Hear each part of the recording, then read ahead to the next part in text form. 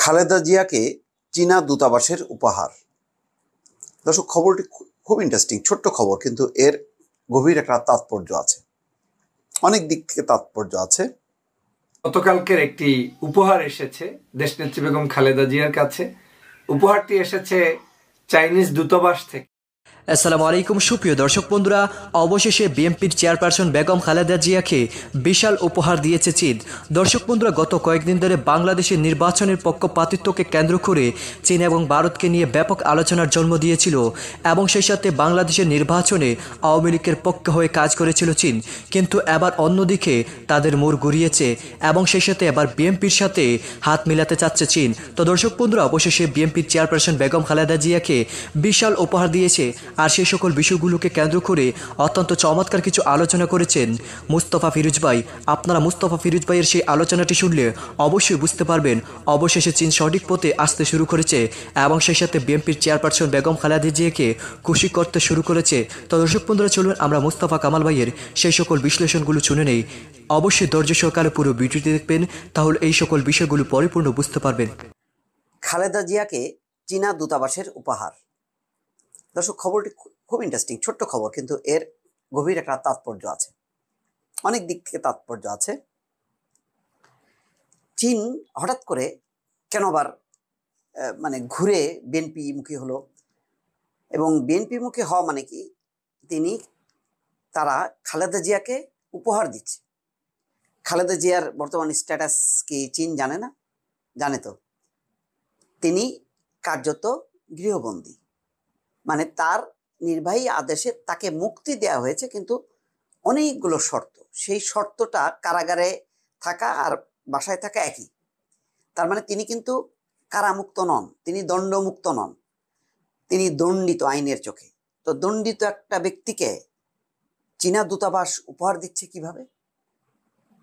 ধরেন আজকে যদি খালেদা জিয়া যদি বাসায় না থেকে কারাগারে থাকতো, তাহলে কি দিতে পারতো? দিতে পারতো না। তো তাহলে চীন কি কেয়ার করছে না? অনেকগুলো প্রশ্ন দর্শক। মানে সরকার বা বিচার বিভাগ তাকে দণ্ড দিল কি দিল না, এগুলি নিয়ে সে বদার করছে না, এরকম কি? হঠাৎ এত বিপ্লবী হয়ে গেল কেন?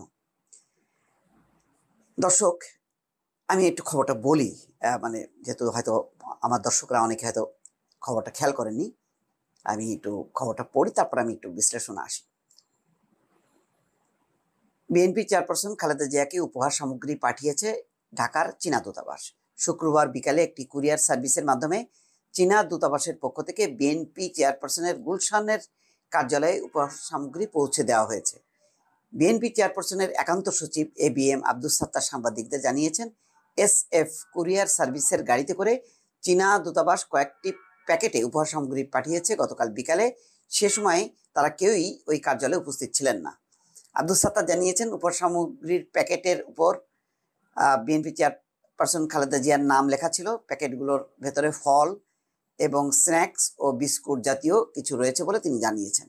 চীনা দূতাবাসের এসব উপহার খালেদা জিয়ার কাছে পৌঁছে দেওয়া হয়েছে বলেও আব্দুস সাত্তার জানিয়েছেন। এর আগে 2020 সালে বিএনপি চেয়ারপারসন খালেদা জিয়ার জন্মদিন উপলক্ষে চীনা দূতাবাস শুভেচ্ছা জানিয়ে উপহার সামগ্রী পাঠিয়েছিল। 20-এর পরে এখন এই পাঠাচ্ছে হচ্ছে 22-এ এসে। তো এখন প্রশ্ন হলো যে এই যে চীনের যে সাম্প্রতিক সময় যে আচরণ, সেই আচরণে স্বাভাবিকভাবে বিএনপি খুবই ক্ষুব্ধ। এখানে বাংলাদেশের রাজনীতিতে বলা হয় যে ঐতিহ্যগতভাবে বহু বছর ধরে চীনের খুব নিকটতম, অর্থাৎ আওয়ামী লীগ আর বিএনপির যদি দুটি হিসাব করা হয়, তাহলে বিএনপি হচ্ছে খুব কাছের বন্ধু চীনের। আর বাংলাদেশের রাজনীতিতে ভারতের খুব কাছের বন্ধু আওয়ামী লীগ, এটা প্রতিষ্ঠিত। বহুবার চীনের সাথে বিএনপির যেই সম্পর্ক, রাজনৈতিক সম্পর্ক, সরকার টু সম্পর্ক, এটা অনেক বহিঃপ্রকাশ ঘটেছে। কিন্তু সাম্প্রতিক সময়ে যথেষ্ট পরিমাণ একটা দূরত্ব তৈরি হয়েছে। দূরত্বটার মূল কারণ হচ্ছে নির্বাচন নিয়ে।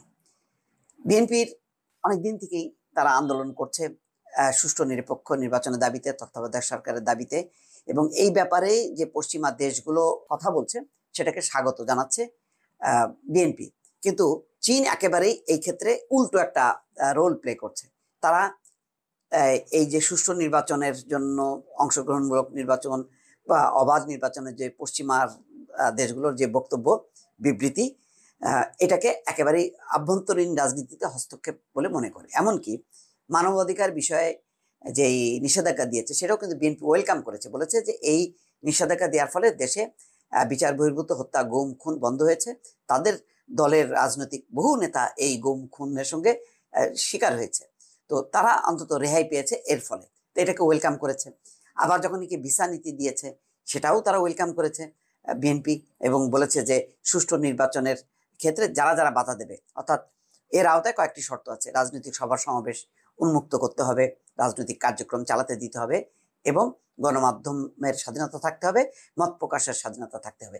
তো সবগুলি পয়েন্টই আছে বিএনপি বা বিরোধী দলের অনুকূলে আসে।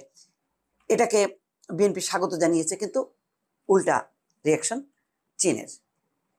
চীন এখানে একেবারে শুধু ঢাকার চীনা দূতাবাস না, একেবারে সেই চীনের পররাষ্ট্র মন্ত্রণালয়ের মুখপাত্র এই বেইজিং থেকে এর ব্যাপারে বলছে যে এটা আধিপত্যবাদী যেই তৎপরতা মার্কিন যুক্তরাষ্ট্র বা পশ্চিমাদের, তার বিপক্ষে বাংলাদেশের পাশে থাকবে চীন। তাহলে এখানে বিএনপির স্বার্থ থাকলো, বিএনপির বন্ধু হিসেবে, অর্থাৎ আগামী নির্বাচন সুষ্ঠু হলে, অংশগ্রহণমূলক হলে সেই নির্বাচনে বিএনপি জয়ের ব্যাপারে শতভাগ মানে বিশ্বাস করে। তো সেই অবস্থানে ক্ষেত্রে চীন কোথায়? চীন তো থাকলো না। চীন চায় যে যেভাবেই চলছে সেভাবেই চলুক, অর্থাৎ এই সরকার থাকলে তার ব্যবসা বাণিজ্য, তার যা যা মানে সুবিধাগুলি সবগুলো যা অটুট থাকবে। সুতরাং এই কারণে সে একেবারে কি বলে, ভারতও চুপচাপ আছে এই বর্তমান নির্বাচন নিয়ে, মার্কিন যুক্তরাষ্ট্রের বিপক্ষে তারা বক্তব্য দেয়নি। কিন্তু চীন একেবারে সরাসরি, রাশিয়া সরাসরি। তো এখানে চীন দীর্ঘদিনের যেই বা একদম ঐতিহ্যগতভাবে যে বন্ধু ছিল বিএনপির, সেই জায়গা থেকে চীন কিন্তু সরে এসে তারা আওয়ামী লীগের পাশে দাঁড়ালো শুধুমাত্র তাদের বাণিজ্যিক স্বার্থে। এবং চীন হচ্ছে এমনই এক দেশ, যে দেশ সে বাণিজ্য স্বার্থ ছাড়া অন্য কোনো কিছু দেখে না। হুম্বি তুম্বি মারবে, অনেক কিছু করবে, কিন্তু ফাইনালি সে নাই। দেখবেন যে এই যে দ্বন্দ্ব বাংলাদেশ নিয়ে, যে আমেরিকা এবং চীনের যে দ্বন্দ্ব, আমেরিকা যদি খুব সিরিয়াস হয়, দেখবেন যে তারপরে চীন নাই সেখান থেকে। চীন শুধুমাত্র চাইবে যে তার যে ঋণ টিন আছে সেগুলো যাতে টাকা যাতে আদায় করা যায়, সেই ব্যাপারে সে আগ্রহী থাকবে। চীন কত বড় অবিশ্বস্ত তার সাম্প্রতিক সবচেয়ে বড় প্রমাণ হচ্ছে শ্রীলঙ্কা। শ্রীলঙ্কায় হাম্বানটোটা করেছে, এয়ারপোর্ট করেছে, আরো অনেকগুলো প্রজেক্ট দিয়ে যে শ্রীলঙ্কাকে একেবারেই জর্জরিত করে ফেলছে চীন।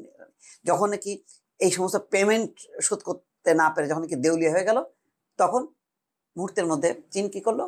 চীন কিন্তু আর সহযোগিতা করলো না, বরং ভারত যেখানে খুব ঘনিষ্ঠ ছিল, ভারত কিন্তু সেখানে আগায় গেল। আরো অনেক দেশ আগায় আসছে, IMF আগায় আসছে এবং পশ্চিমা দেশগুলো আগায় আসছে, কিন্তু চীন কিন্তু সেখানে নাই। চীন উল্টা কি করলো? ওই হাম্বানটোটা, এয়ারপোর্ট, এগুলো তারা লিজ নিয়ে নিল। এই লিজ মানেটা কি? একটা স্বাধীন দেশের এই ধরনের অবকাঠামোর লিজ নিয়ে সেখানে ঢোকা তো এটা সার্বভৌমত্বটাকে লঙ্ঘন করা হয় এক ধরনের। তো সেই কাজটাই তো করলো চীন। তো এখানেও দেখবেন যে সে এমন আওয়ামী লীগের এখন বিশ্বস্ত দেখাচ্ছে, এবং আওয়ামী লীগের মন্ত্রীরা খুব খুশি। চীন কোনো দেশের রাজনীতিতে আভ্যন্তরীণ হস্তক্ষেপ করে না, এই কথা বলে খুব তারা বগল বাঁধাচ্ছে। কিন্তু যখন নাকি সংকট শুরু হবে, তখন দেখবেন যে চীন নাই। সম্ভবত আমার যেটা ধারণা, চীন বুঝতে পারছে যে এখন গণেশ উল্টে যাচ্ছে, অর্থাৎ এতদিন যেই ধারায় চীন যেভাবে চেয়েছে সেইভাবে আর বাংলাদেশ থাকছে না। কেননা এখানে পশ্চিমারা যে চাপ দিচ্ছে, সুষ্ঠু নির্বাচন, অবাধ নির্বাচন, এবং সেই নির্বাচনের প্রক্রিয়ায় যে রাজনৈতিক কার্যক্রম যখন শুরু হবে, তখন কিন্তু বিপদে পড়ে যাবে ক্ষমতাসীনরা। তো ফলে একটা সম্ভাবনা তৈরি হয়েছে সুষ্ঠু নির্বাচনের জন্য। সেই নির্বাচনে হয়তো বিএনপি অংশ নিলে তারা জয়যুক্ত হবে এবং তারা সরকার গঠন করবে। সুতরাং এখন আস্তে আস্তে চীন তার অবস্থা চেঞ্জ করছে, যার জন্য একটা উপহার সামগ্রী পাঠানোর মধ্য দিয়ে একটা প্রাথমিক বিএনপির সাথে একটা যোগসূত্র আবার স্থাপন করার একটা চেষ্টা করছে বলে অনেকে মনে করছেন, এবং আমারও ব্যক্তিগত বিশ্লেষণ তাই, যে যেভাবে সে বিএনপি থেকে সরে যে ক্ষমতাসীনদের দিকে ঝুঁকে পড়েছিল, সেই অবস্থানটা পাল্টে এসে এখন আবার মৈত্রী। গতকালকের একটি উপহার এসেছে দেশনেত্রী বেগম খালেদা জিয়ার কাছে। উপহারটি এসেছে চাইনিজ দূতাবাস থেকে তাদের পক্ষ থেকে খালেদা জিয়ার জন্য কিছু উপঢৌকন পাঠানো হয়েছে। খাদ্য সামগ্রী, বিস্কিট, শুকনা বিস্কিট, ফলমূল, এই জাতীয় বিষয়গুলো একটি বিশেষ কুরিয়ার সার্ভিসের মাধ্যমে তারা খালেদা জিয়ার বাসায় পাঠিয়েছেন। অবশ্য কয়েক বছর আগেও এরকম একটি উপহার এসেছিল এবং তখনও দেশের একটি পরিবর্তনের আভাস উঠতেছিল এবং সেই আভাসটা লক্ষ্য করেছিলেন চায়না। জানেন যে সবসময় তারা চেষ্টা করে কোনো ধরনের সরাসরি কোনো কিছুতে সংযুক্ত হয়ে কারো বিরুদ্ধাচরণ করতে এই জাতিটি পছন্দ করে না। তারা বিজনেস ওরিয়েন্টেড একটি কান্ট্রি এবং তারা প্রভাবটা ব্যবসায়িক জায়গায় রাখতে চায়। সে কারণে বাংলাদেশ চায়নার কাছে অত্যন্ত গুরুত্বপূর্ণ একটি রাষ্ট্র। তো চায়না এখন অনুভব করছে যে বাংলাদেশের রাজনীতির একটি পরিবর্তন হতে পারে। তারা এতদিন অনুভব করেছিল যে বাংলাদেশের রাজনীতিতে শেখ হাসিনাই দীর্ঘমেয়াদে ক্ষমতায় হয়তো আবারও থাকবেন এবং সেটাকেও মেনে নিতে তাদের কোনো দ্বিধাবোধ নেই এবং তারা কিন্তু সেজন্য তাদের পাশে দাঁড়িয়ে ছিলেন, বা ওই অর্থে সরাসরি বিবৃতি খুব একটা না দিলেও মাঝে মাঝে কিন্তু তারা বিভিন্ন ধরনের বিবৃতি দিয়েছেন যেটা শেখ হাসিনার অনুকূলেই গিয়েছিল। কিন্তু হঠাৎ করে চায়নার গতকালকের এই উপঢৌকন তথা খালেদা জিয়ার বাসভবনের খাবার পাঠানো, এটা একটা বিগ সিগনিফিকেন্ট। এখান থেকে একটি জিনিসকে পরিলক্ষিত করার সুযোগ আছে, বোঝার সুযোগ আছে, জানার সুযোগ আছে। সেটা হচ্ছে চায়না হঠাৎ করে এই জিনিসটি করার পিছনে যে বিশ্লেষণটা জনগণ ভাবছে সেটা হচ্ছে চায়না অনুভব করছে যে হয়তো খালেদা জিয়াই বাংলাদেশের আগামী দিনের রাষ্ট্রনায়ক, বাংলাদেশের প্রধানমন্ত্রী হতে যাচ্ছেন।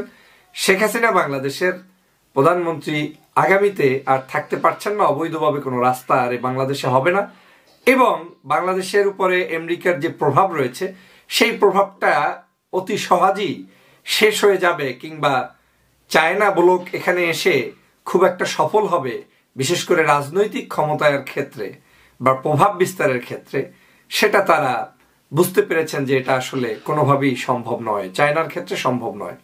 আমেরিকার প্রভাবটা এই দেশে রয়েছেন এবং এদেশের ব্যবসা বাণিজ্য, আয় ইনকামের যে বড় সোর্স রয়েছে সেটা আমেরিকা, সেটা চায়নাও জানে, ভারতও জানে, আমেরিকা তো জানেই এবং বাংলাদেশের মানুষ তো অবশ্যই সে ব্যাপারে ওয়াকিবহাল রয়েছেন। আমরা চাইলেই বিদেশি অনেক রাষ্ট্রের সাথে সম্পর্ক যেমন জড়াতে পারি না, আবার সম্পর্ক নষ্ট করতে পারি না। আমাদের সম্পর্কটা হওয়া উচিত প্রত্যেকটি দেশের সাথে একটি স্ট্যান্ডার্ড লেভেলে, যাতে করে দেশ আমার দেশের স্বার্থ রক্ষা করার জন্য যার সাথে যতটুকু সম্পর্ক করা প্রয়োজন সেটাই করা উচিত। কিন্তু আমরা দেখেছি গত 14 বছরে নির্লজ্জভাবে এই সরকার অবৈধভাবে ক্ষমতায় থাকার জন্য এক এক সময় এক এক রাষ্ট্রের সাথে এক এক ধরনের নীতি তিনি অবলম্বন করেছেন এবং রাষ্ট্র বেঁচেকে নিয়ে সেটা করেছেন। তো দর্শক বন্ধুরা, আপনারা হয়তো এই পুরো ভিডিওটি দেখে এবং এই আলোচনাগুলো শুনে অবশ্যই বুঝতে পেরেছেন অবশেষে চীন সঠিক পথে আসতে শুরু করেছে এবং সেই সাথে বিএনপির চেয়ারপারসন বেগম খালেদা জিয়াকে এই বিশাল উপহারটি দিয়েছে। দর্শক বন্ধুরা, এবং সেই সাথে আপনারা এই পুরো আলোচনাগুলো শুনে আপনাদের কাছে কি মনে হচ্ছে? তাহলে কি অবশেষে সঠিক পথে আসতে শুরু করেছে চীন এবং সেই সাথে শেষ পর্যন্ত কি তাহলে ভারত সোজা হয়ে যাবে? তো দর্শক বন্ধুরা, আপনারা মুস্তাফা কামাল ভাইয়ের এই আলোচনাগুলো শুনে আপনাদের কাছে কি মনে হচ্ছে অবশ্যই কমেন্ট করে জানিয়ে দিবেন। তো দর্শক বন্ধুরা, ভালো থাকুন, সুস্থ থাকুন, আল্লাহ হাফিজ, আসসালামু আলাইকুম ওয়া রাহমাতুল্লাহি ওয়া বারাকাতুহু।